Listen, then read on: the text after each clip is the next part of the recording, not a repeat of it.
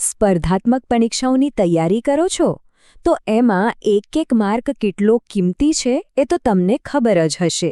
અને ગુજરાતી વ્યાકરણમાં એક એવો ટોપિક છે ને જે તમને રોકડા માર્ક્સ અપાવી શકે છે, અને એ છે નિપાત. તો ચાલો આજે આ ટોપિકને એવો પાક્કો કરી લઈએ કે પરીક્ષામાં આનો માર્ક તો ક્યાંય ના જાય. તો આજનો આપણો ગેમ પ્લાન શું છે? સૌથી પહેલાં તો નિપાત શું છે એ સમજીશું.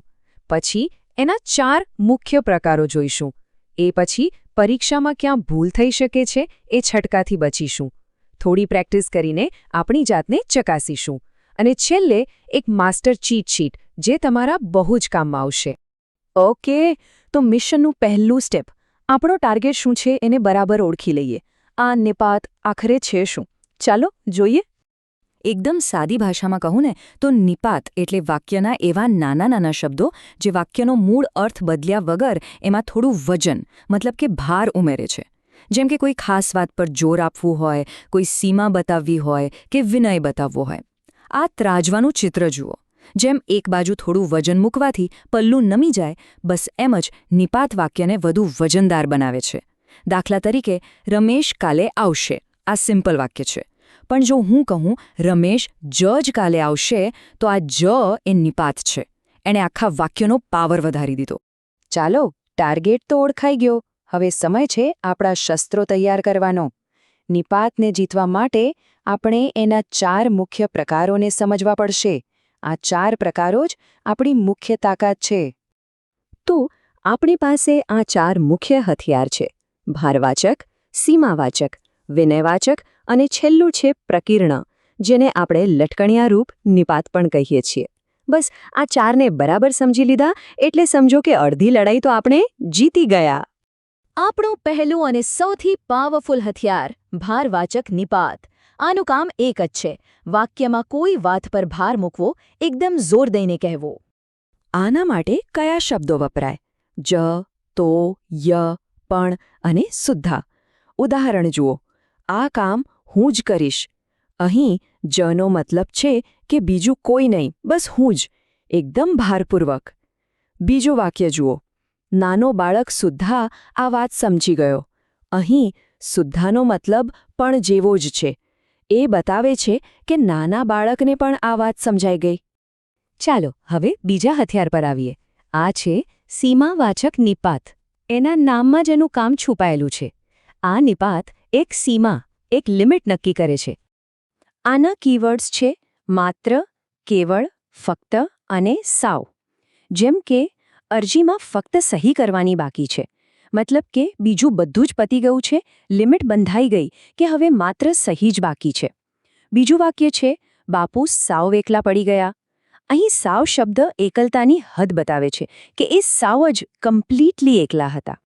આપણું ત્રીજું હથિયાર છે વિનયવાચક નિપાત. આનો ઉપયોગ આપણે કોઈને માન આપવા, આદર કે વિનમ્રતા બતાવવા માટે કરીએ છીએ. આ કેટેગરી તો સાવ સહેલી છે. આમાં મુખ્યત્વે એક જ નિપાત યાદ રાખવાનો છે: જી. જેમ કે ગુરુજીના ચરણોમાં વંદન. અહીં જી લગાવવાથી ગુરુ પ્રત્યે આદરનો ભાવ વ્યક્ત થાય છે. અને હા, એક ખાસ વાત યાદ રાખજો. જી નિપાત મોટાભાગે શબ્દ સાથે ચોંટીને એટલે કે જોડાઈને જ આવે છે. જેમ કે ગુરુજી, બાપુજી, લક્ષોજી. અને હવે આપણું ચોથું અને છેલ્લું હથિયાર પ્રકીર્ણ નિપાત અથવા લટકણિયા રૂપ નિપાત. આપણે અંગ્રેજીમાં ક્વેશ્ચન ટેગ વાપરીએ છીએ ને, જેમ કે ઇટ્સ નાઇસ, ઇઝન્ટ ઇટ? બસ આ એના જેવું જ કામ કરે છે.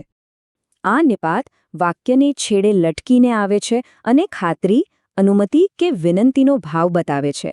આના શબ્દો છે ને, કે, તો, ખરું. ઉદાહરણ તરીકે, તમે મારી સાથે આવશો ને? અહીં ને પૂછીને આપણે કન્ફર્મ કરવા માંગીએ છીએ. અને અંદર આવું કે, અહીં કેનો ઉપયોગ પરમિશન માંગવા માટે થયો છે. સહેલું છે ને? સારું, તો હવે 4 પ્રકારના નિપાત આપણને ખબર છે. પણ ખાલી જાણવું પૂરતું નથી. પરીક્ષામાં એક્ઝામિનર આપણને ક્યાં ફસાવી શકે છે એ પણ જાણવું જરૂરી છે. તો ચાલો હવે કેટલાક કોમન એક્ઝામ ટ્રેપ્સ જોઈએ. પહેલો ટ્રેપ છે જોડણીનો, અને મેગ્નેટ ટ્રિકથી યાદ રાખો. જ નિપાત એક એવા ચુંબક જેવો છે જે બીજા શબ્દને ધક્કો મારે છે. એટલે કે એ લગભગ હંમેશા અલગ લખાય છે. જ્યારે ય અને જી નિપાત એકદમ પાક્કા દોસ્ત જેવા છે. એ હંમેશા શબ્દ સાથે ચોંટીને જ આવે છે, જાણે આકર્ષવાવાળા ચુંબક હોય. આ નાનકડી વાત છે, પણ માર્ક કપાવી શકે છે, એટલે ખાસ ધ્યાન રાખજો. બીજો સૌથી મોટું ટ્રેપ છે પણ શબ્દ. આ શબ્દ ક્યારેક બે વાક્યોને જોડે છે, જેને સંયોજક કહેવાય, અને ક્યારેક ભાર આપવા વપરાય છે. ત્યારે એ નિપાત છે. આને ઓળખવાની એકદમ સિમ્પલ ટેસ્ટ છે. વાક્યમાંથી પણ કાઢી નાખો.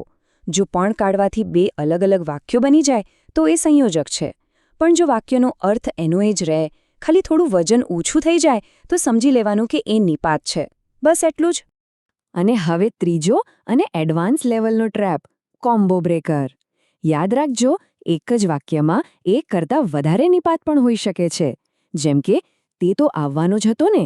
આમાં જુઓ તો જ અને ને 1 2 નહીં પણ 3 નિપાત છે. એટલે પરીક્ષામાં પહેલો નિપાત દેખાય કે તરત જવાબ ટીક કરવાની ઉતાવળ નહીં કરવાની. આખું વાક્ય શાંતિથી વાંચવાનું. તો હવે જ્ઞાન પણ છે અને ટ્રિક્સ પણ છે. તો પછી રાહ શેની જોવાની? ચાલો આપણે જે શીખ્યા એને ચકાસી લઈએ. સમય છે ફાઇનલ ટેસ્ટનો. ચાલો જૂની પરીક્ષાઓના કેટલાક સવાલો ફટાફટ સોલ્વ કરીએ. પહેલું, મારે માત્ર તમને સાંગળવા છે. અહીં માત્ર શું બતાવે છે? સીમા. તો આ થયો સીમાવાચક.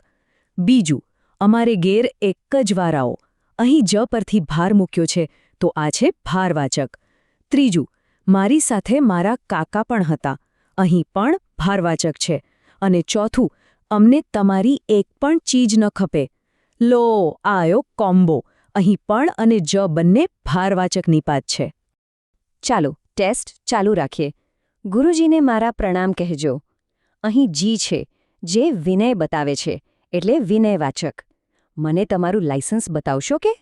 વાક્યના છેડે કે પરવાનગી માંગે છે, એટલે આ થયો લટકણિયારૂપ. અને છેલ્લે ફરી એક કોમ્બો. કોરોને ફક્ત હલવો જ ભાવે છે. અહીં ફક્ત સીમાવાચક છે અને જ ભારવાચક છે. જોયું? એકવાર સમજાઈ જાય પછી કેટલું સહેલું છે. બસ હવે આપણે લગભગ અંત પર આવી ગયા છીએ. તમે બધું જ સરસ રીતે શીખી લીધું છે. હવે હું તમને છેલ્લી ઘડીના રિવિઝન માટે એકદમ કામની વસ્તુ આપવાનો છું. આ છે આપણી માસ્ટર ચીટશીટ. આનો તો એક સ્ક્રીનશોટ પાડી જ લેજો. આમાં 4 પ્રકાર, એનું કામ, એને શોર્ટકટ શબ્દો અને ઉદાહરણ બધું એક જ જગ્યાએ છે. પરીક્ષા પહેલાં 5 મિનિટમાં આખું રિવિઝન થઈ જશે. અને આ સાથે જ આપણું આજનું મિશન સફળ. નિપાતના રોકડા માર્ક્સ હવે તમારા ખિસ્સામાં છે એવું સમજી લો.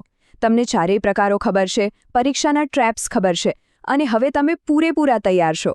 હવે પેપરમાં નિપાતનો સવાલ આવે ને, તો એ જોઈને ગભરાવાનું નથી, પણ ખુશ થવાનું છે. કારણ કે એ માર્ક તો હવે તમારો પાક્કો છે.